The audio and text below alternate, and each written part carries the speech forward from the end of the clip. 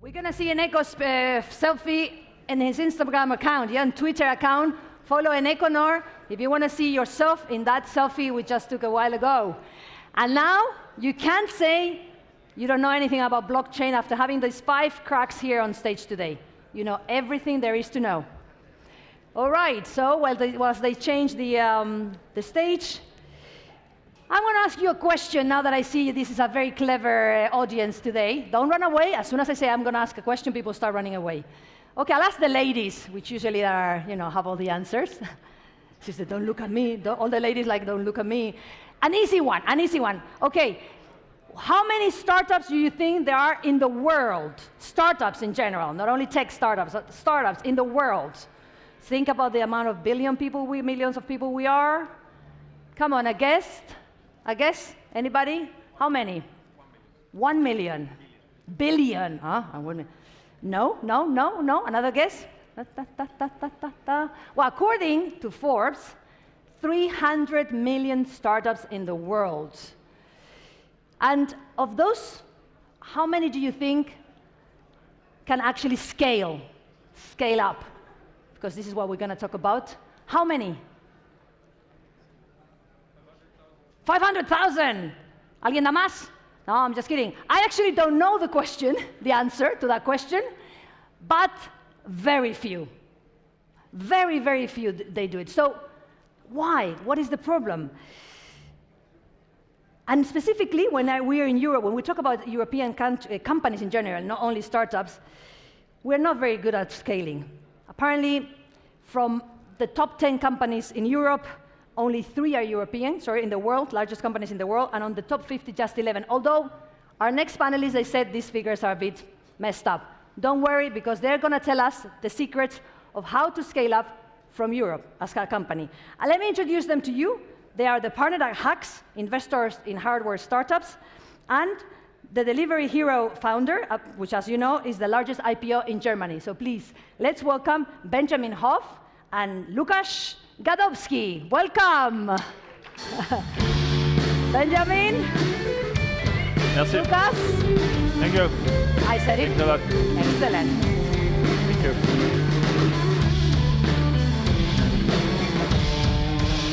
A lot of light. Thanks. So it's really a pleasure to welcome Lukasz today, mostly because we've actually known each other for quite a few years from some of his first businesses, and he was actually even a customer of a consulting company I used to run when he had just started Delivery Hero. I think it was back in 2011. At that time, you were looking at studying models in Asia and expanding. And maybe for the benefit of everybody here, let's go and discuss a little bit of your background. So you're born in Poland, you work in Germany, you studied in Germany, you live in Berlin right now, and you started your first company pretty early on, a company doing a t-shirt printing called Spreadshirt, which you managed to grow quite nicely. I think you're still involved in that business? Still involved in the business, yes. And still chairman. About 100 million euros in revenue, is that right? Selling T-shirts, yeah. Yep, that's pretty nice. And other apparel, very beautiful products. You can also buy them in Spain.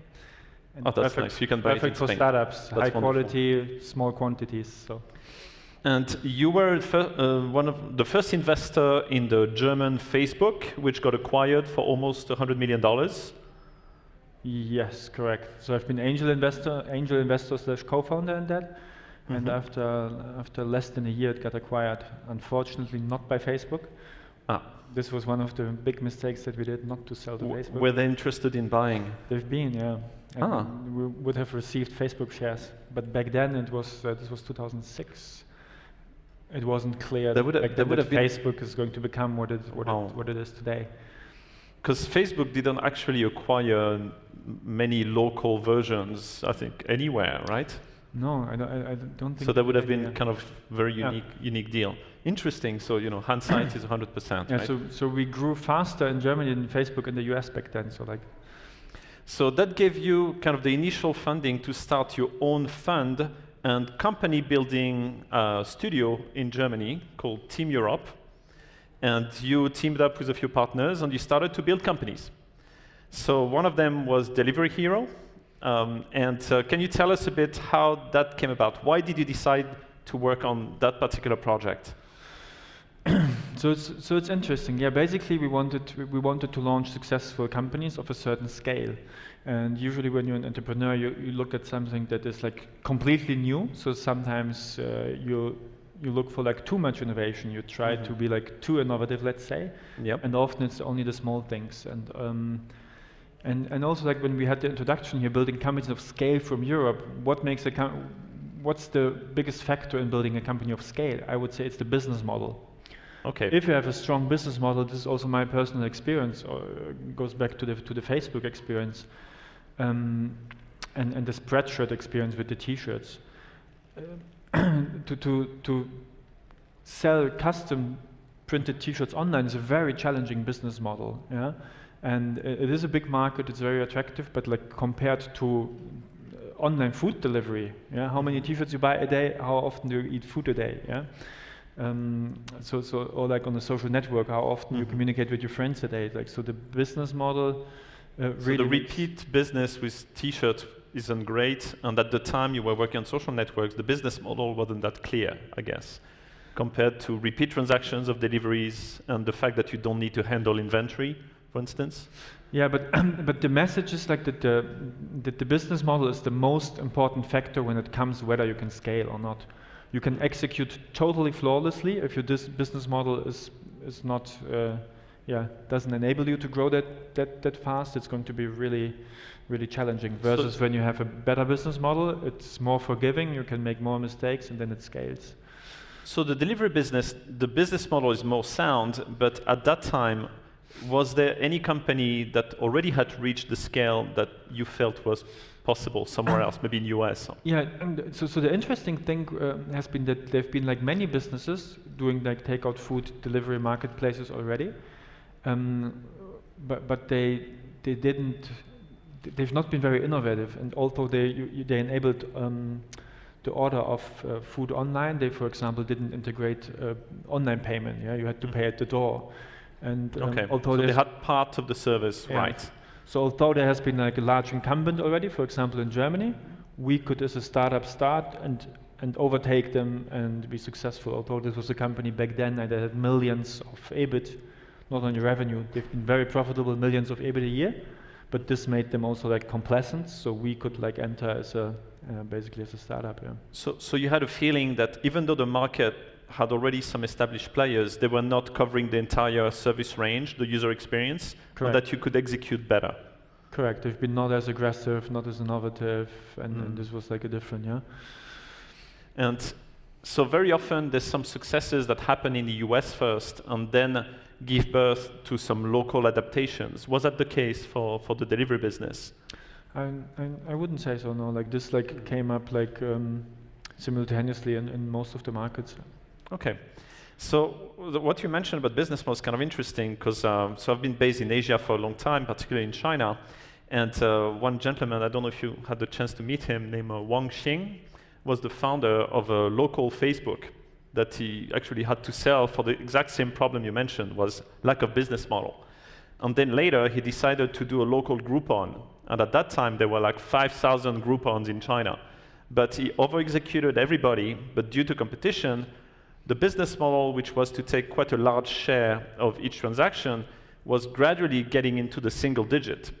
And now that company has kind of changed and merged with another called Dianping, and actually is, I think just went or is about to go public for quite a lot of money. So Meituan and Dianping. They also recently acquired a company called Mobike that does the bicycle, like dockless rentals. So the business model now works, it seems, and in the case of Delivery Hero, did you see the pressure of competition also like erode margins? Was that a problem? Not really. It depends on the intricacies of the specific business model. So we have not seen a price war like it would be like applicable for mobikes and that like. And also with Delivery Hero, our timing was was such that when we started, it was not overcrowded yet, and it was not the hot thing yet. So we had time to start when it was a little bit quieter, and then when it got like a hot topic, we already have been, let's say, well established. So we're also here to talk about scaling in Europe. So what's really interesting about your company is that you started a number of local operations in different countries. So can you tell us a bit how you did that, how you found the people to do that, and then go into maybe some specifics about market differences, and how do you choose to build versus to acquire a local player?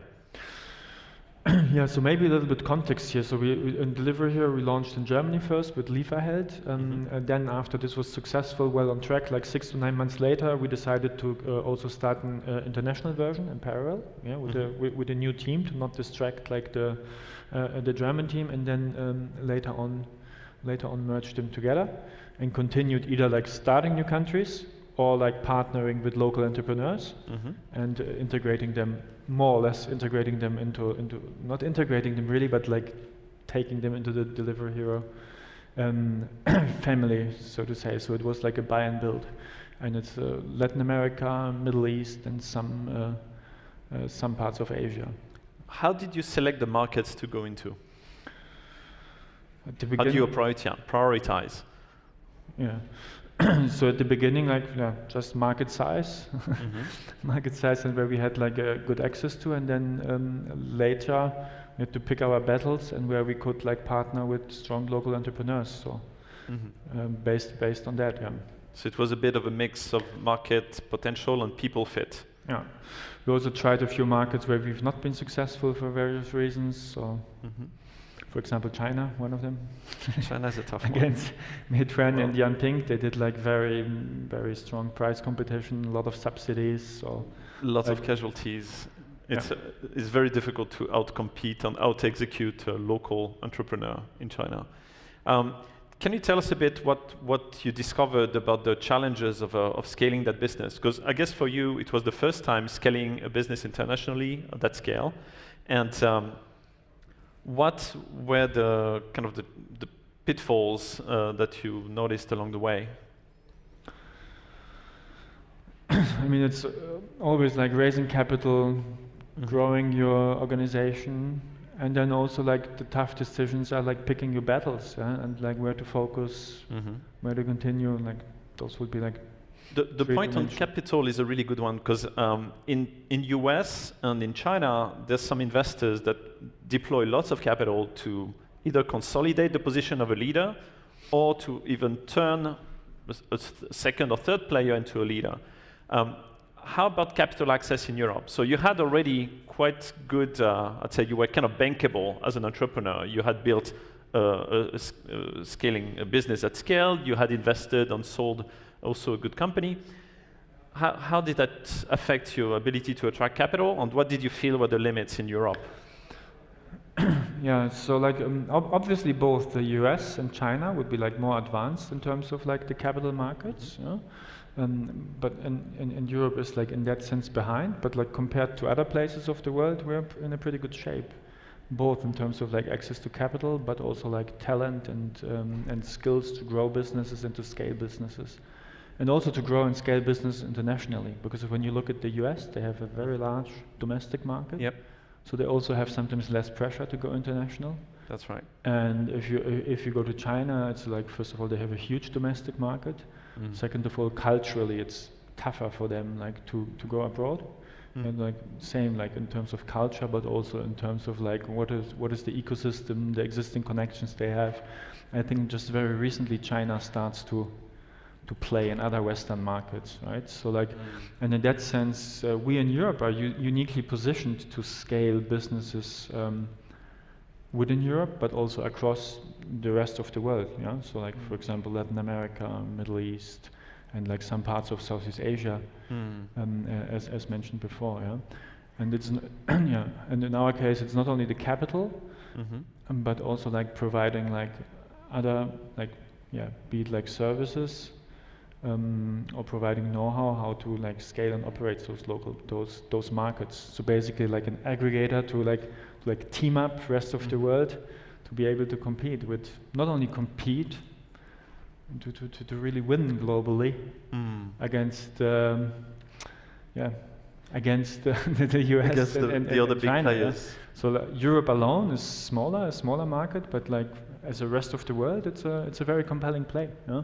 And in that sense, also Europe is culturally well adapted because we have to deal with different geographies, different nationalities, different culture anyway. So this is one of our skills. Yeah. So in that way, it's a curse and a blessing.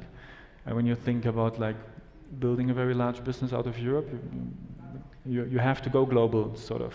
Yeah? So this is also our so the understanding of market differences is something that actually helps European entrepreneurs to go abroad because they understand that differences exist. They don't try like a cookie cutter. Yeah, I think we're in a unique position to scale globally.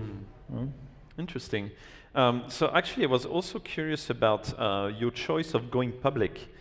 So you raised a lot of capital with venture capital, like I don't remember, like to G or H round. Then you went to secondary markets, you went to private equity, and finally IPO. Was there, like, early on, the avenue for the exit? Because 95% of tech startups get acquired rather than IPO. Did you envision that as the main path? Because even today, so I mentioned Meituan, Dianping, I think they IPO'd for like 30 billion. So your company is 5 billion, which is huge, but they could almost acquire. Yeah. And probably early on they might have been able to. Was that something you considered as an exit? So no, when we started, we didn't think about like okay, let's try. We just thought about like let's build a lot of value, and within a few years we want to be of a significant size. This is how we started out. Like, and today when I start a new company, obviously like this is then the benchmark and this is the ambition. So this is one answer, and then the other is like always looking for the long term. I think this is where entrepreneurship is interesting. Yes, so I would lie if of course I'm also driven by financial success and by being successful business, but it's like I think the success should be rooted in creating value, and this is usually long term. And the least risky business strategy is to do something that is robust, and this works over the long term. So if your business is, if you have to achieve, if you optimize for the short term because of, I don't know, there might be like a correction in the financial markets or whatever, I think it's a risky proposition. So in that sense, being long term naturally is geared towards, towards like a strong independent companies, and I think this is what's interesting. Huh?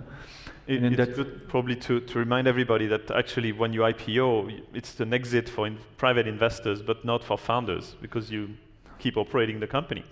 It depends. I mean, like there are many reasons for IPOs, right? And one of the reasons for IPOs is sometimes you're with the back to the wall and you have no other choice. Yeah? And usually you see then the stock quote then drop of those companies. So let's talk about a bit the new projects you're working on. So Delivery Hero, massive success, done very well, keep growing, the stock is doing very well. Now you're working on other projects. One of them has to do with urban mobility, kick scooters, and another one is about flying taxis. So can you tell more about those two? Yeah, so like, and it's again about like providing value long term and like what is interesting. Yeah, and when we look at macro again, Europe, we have a lot of talent. We have the ability to go global. We have nascent capital markets, but like for me, like being able to being strong in playing the capital market game relatively, I still can provide value to the market in doing that.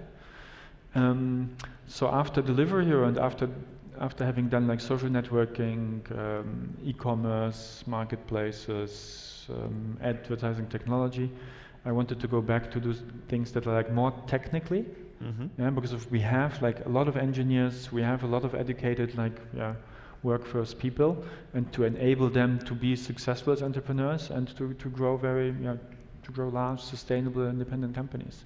So I started to look at like more deeper tech, more engineering, and ended up in the flying car space. Yeah, this is really spacey, flying car. So it's the type of cars with like more like drone-like rather than the one with wings, right? So the flying car has no wheels, and the flying car is not able to ride on the street. But like within like not such a far future, we will see like mass individual transport in air. So basically, think of it like not a helicopter, but like much cheaper, less noisy, safer, easier to operate. So like it's going to be affordable for all of us. It's not a luxury product. Yeah? And this depends like how ambitious the entrepreneurs are, something between like 3 and 8 years away. Also regulations is very important. So I started with that. I made a few investments in this space and still continue to look at the space. But it's not super fast time to market. Yeah, but it's like next generation mobility, it's hardware, it's regulations. And then like and this goes back to the business model, one of the most promising business models right now is like the shared kick scooters. Yeah? So basically a rental model for like not bikes, but like small scooters. So not the scooters where you have like a the kickboards one, right? Yeah, the Lime, the Bird we see in Paris. I don't know if they have it in Madrid, in Spain. Correct. And with our skills and with our background, we think we're uniquely positioned, or like myself and a team around it to repeat what we did with Delivery Hero and build like a European champion, global player in this field. Yeah, and you don't feel that this time actually the US companies and maybe some Chinese companies have been quite quick at internationalizing, that competition is more stiff? Yeah, it certainly is, yes. It certainly is, but it's still super early. It's still super early. They have their own challenges. They have to fight their home markets. Plus we think we can be pretty good, yeah? And again, like our strategy is like also like to be able to partner with local entrepreneurs. So we're not trying to be a pyramid that is controlled very like centrally, and we have our HQ, let's say in Berlin and whatever, and try to and roll it out like just from there. But we do a dual strategy where we like build our own markets, roll out, but also partner with local entrepreneurs. So, and this is a strategy that I have not seen to this extent with the others yet. So. Well, I think so. Time's up, but we definitely look forward to seeing you building those companies to at least the same scale as Delivery Hero, maybe bigger, in Europe and beyond. So, Lukas, thank you very much. Thanks a lot.